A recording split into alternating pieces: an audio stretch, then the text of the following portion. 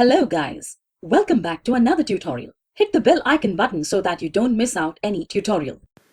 Hi there. In this section, we're going to learn all about data transformations in R. And with this first video, we'll discuss specifically transforming rows and columns in a data frame. And we'll start with working with rows. And so you'll see here that I've already opened my R window and I've loaded the tidyverse package.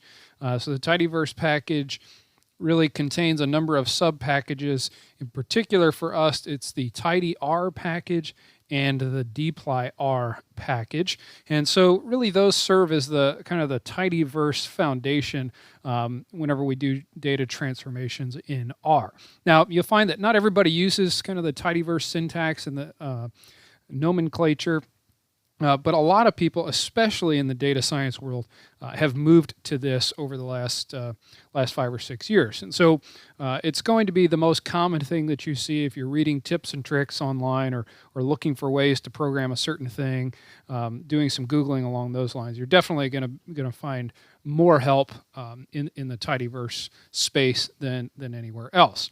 So whenever we talk about transforming rows and columns, there's really a few things that we would want to do. So the first thing we might want to do is subset rows, and we would do that using the filter function. Okay, subset rows using the filter function. So I'm going to work with the mtcars data set. And we'll work with this pretty extensively in the course. It's a small data set, but has enough interesting data in it that will allow us to use it as an example for a number of the things that we want to accomplish. So you can see that each row is a particular model of car, and then it has a number of features about that car. So it's miles per gallon, the number of cylinders, 4, 6, or 8, displacement, horsepower, number of things here, gears, carb, etc. And so using the mtcars data set, let's look at how we would subset to specific rows in the data set, right? So first of all, let me just tell you that the filter syntax is filter, and we're going to give it a name of a data frame and then some logical condition. And so really what we're doing with filter is we're saying filter your data frame to only rows that have a certain criteria to be true. And so, for example, we could filter to maybe we don't want every vehicle in the data set, but we want only 4-cylinder vehicles. And so we can find when cylinder is equal to 4, right? So let's go ahead and do that. And so we'll filter mtcars, and our logical condition will be when cylinder is equal to 4. And so you can see in the console here we get only a subset of mtcars, only 11 observations, where cylinder is always equal to 4. And so similarly, we could filter mtcars to when cylinder is equal to 8, for example. And so we get the 14 observations out of mtcars where cylinder is equal to 8. And then another nice feature is that really this logical condition that we put here can be anything. So I've used a couple of simple ones here, but we could make a compound expression and filter on a couple of different things. So maybe we want cylinder equal to 4 and horsepower greater than 100. All right, well, there's only 2 observations that meet that condition. So cylinder equal to 4 and horsepower greater than 100. If we look at mtcars, we can see that there are some, for example, this observation where cylinder is equal to 4 and horsepower is not greater than 100. So we see that the filter expression is doing what we want. We could also think of it as when we filter to just cylinder equals 4, we had 11 observations. But now that we add in the horsepower condition, we only have 2 observations left. So that's a filter is probably the handiest, most simple and efficient way that you can filter only to particular observations in your data set. And again, you're filtering on some condition being true for that particular observation. So another thing we want to do is sort. So we can sort rows using the arrange function. And so here, the arrange syntax is we'll arrange the data frame according to some sorting variable or variables. Okay, let's write it like that. All right, so we can actually include more than one variable if we want. And so again, if we go back to empty cars, maybe we want to arrange this by cylinder. Okay, so we could arrange empty cars by cylinder.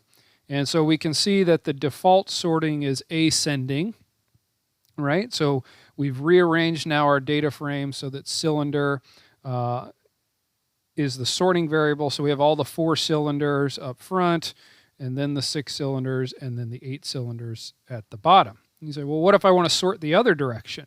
And that's simple enough. Using the arrange function, we'll arrange empty cars, and instead of calling cylinder, we'll call descending cylinder.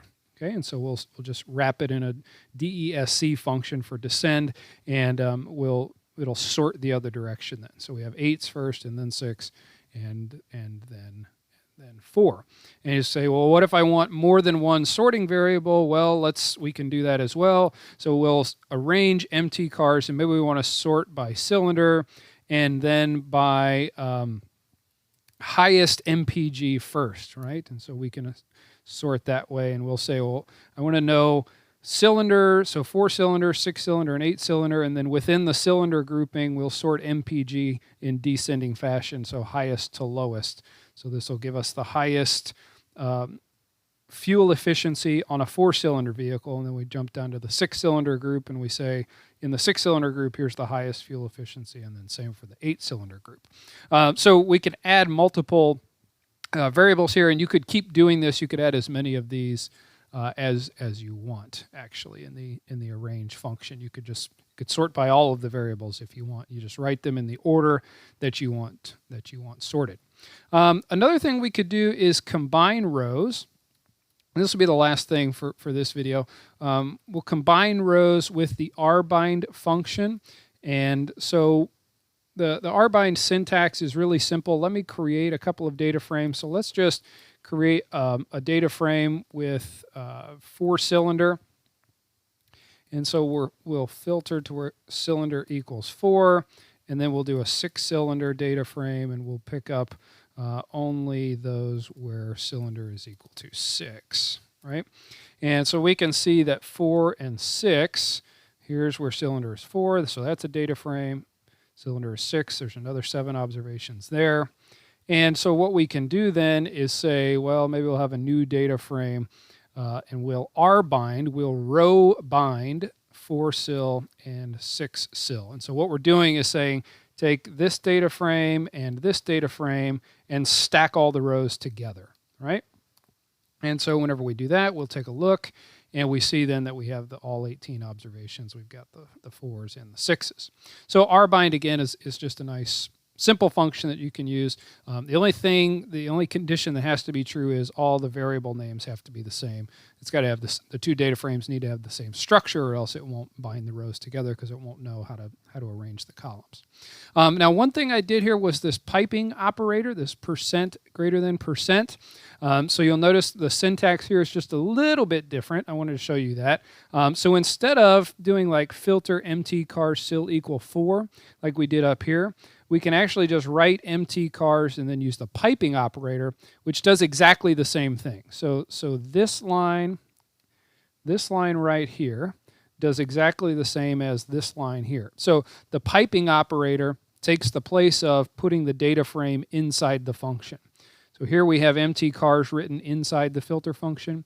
Here we're going to take empty cars and use the piping operator, and that tells R to take empty cars and put it into this next function. So we'll use that syntax, the piping syntax, quite a bit as well during the course. But those are the 3 big things in terms of data transformations that you'll want to do whenever you're dealing with rows. You want to filter them where only a certain condition is true. You'll want to sort them a lot, and you'll want to combine data frames that have the same structure. In this video, we'll work with columns. And again, there are really a few main things that will get us started in terms of working with columns. And so the first thing that we might want to do is to subset columns. And we'll do that using the select function. And so the select syntax is that we'll select from the data frame a list of variables, right, or a list of columns that we want to do. So again, let's work with the MT cars data set. We're familiar with that, of course. And so maybe we want to select only a few observations here. How about MPG, cylinder, and horsepower? Those are pretty popular. And so the way we would do that is simply to say select out of MT cars. Now here we won't list them all. We need to provide select with a vector of variables that we want. So we want MPG, we want Sil, and we want HP. And so we'll see that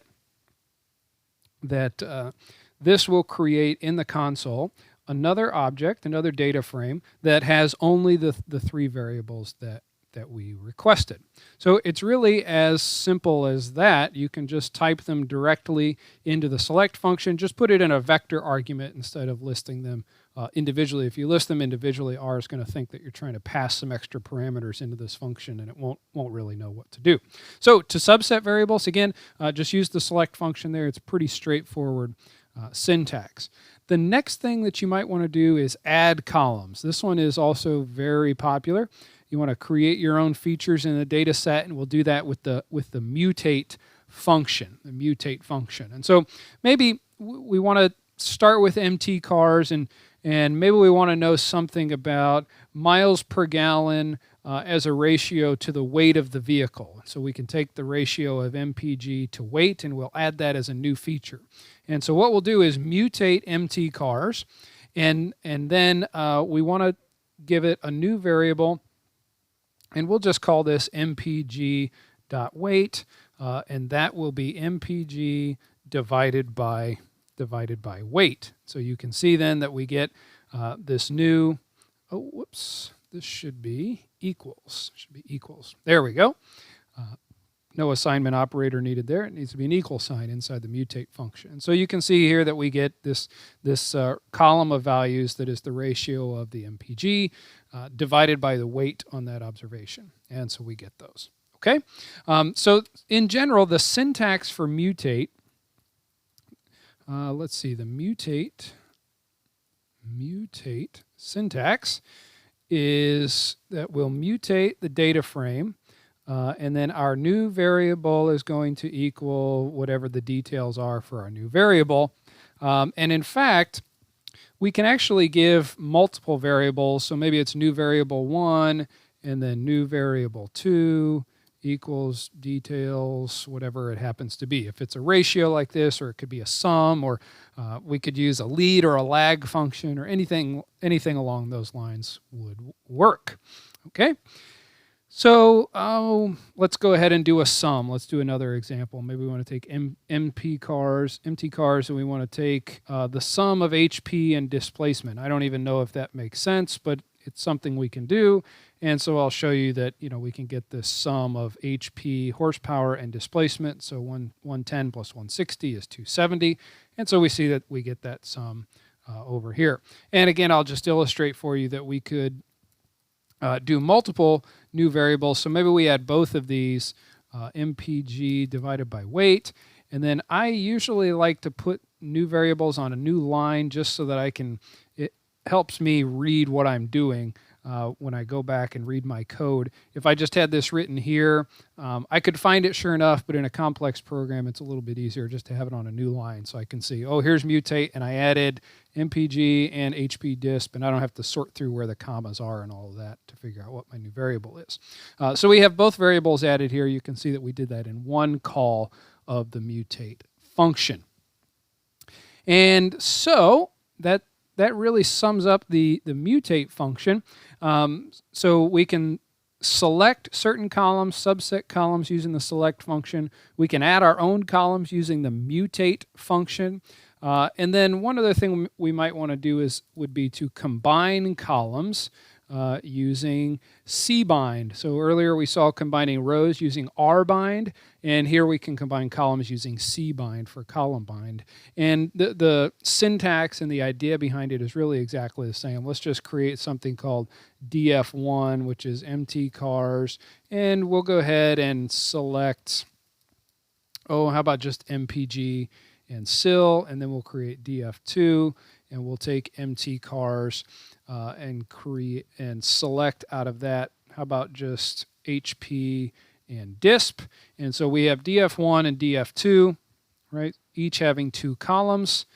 There's DF2, HP, and DISP. And so we'll create DF3, which is going to be cbind of DF1 and DF2. So we're going to bind data frame 1 and data frame 2 together column-wise. And so we can see then that we have our 32 observations and now 4 variables, the 4 variables. And so, of course, the condition here is that these, whenever you bind columns together like this, they need to have the same number of rows, All right, so as long as you do that, you'll be good to go. And R will give you an error if you try to do that and they don't have the same number. That is not going to work. Okay. Now, one other thing that we want to talk about here is using a group by grouping to add new variables. And so we're going to go back to mutate for just a second here. And so what we can do, let's just create something called new MT cars.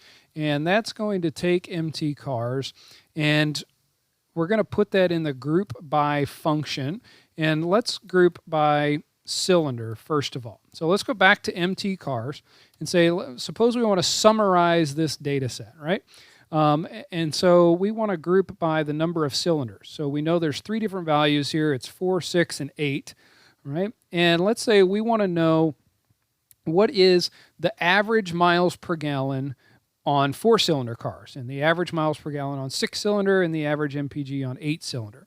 Well, we can do that using the group by function. And so when we take a data frame and pass it to group by, we just need to tell it which variable do we want to group by. So in this case, we want to group by sil, and then we can call summarize and say, well, average MPG is going to be mean of MPG. All right. And so we'll look at new MT cars and see that it only has 3 observations here, right? So we have 4, 6, and 8-cylinder, and then a column for average MPG for each. And so that gives us the average miles per gallon for each of the 3 groupings. Now, one thing that you do want to do after you do this typically is then call the ungroup function, because what R has done is this new MT cars data frame will carry the grouping. Once you call group by, then whatever object is being created is going to be a grouped data frame. And so in general, it's good practice to ungroup once you're done. And then for any further processing, you can regroup it if you need to. But again, it's always good to ungroup. You don't want to accidentally have a grouped data frame because R will typically process anything you're trying to do, but the results that you get might be not exactly what you expect if you have a grouped data frame running around and you don't think about that. So call group by, tell it what variable to group by. Then you can summarize for those groups and then ungroup whenever you're done, just so that you have an ungrouped data frame. All right, that'll do it for columns. We can select certain columns directly with the select function. We can add our own columns using mutate. We can combine columns using cbind, and then we can create a summarized and grouped data frame that'll have new columns using the group by and summarize functions. Thank you for watching. Don't forget to subscribe to the channel. If you like the video, do give us a thumbs up and share it. Also check out amazing discounts and offers on our premium courses in the description below.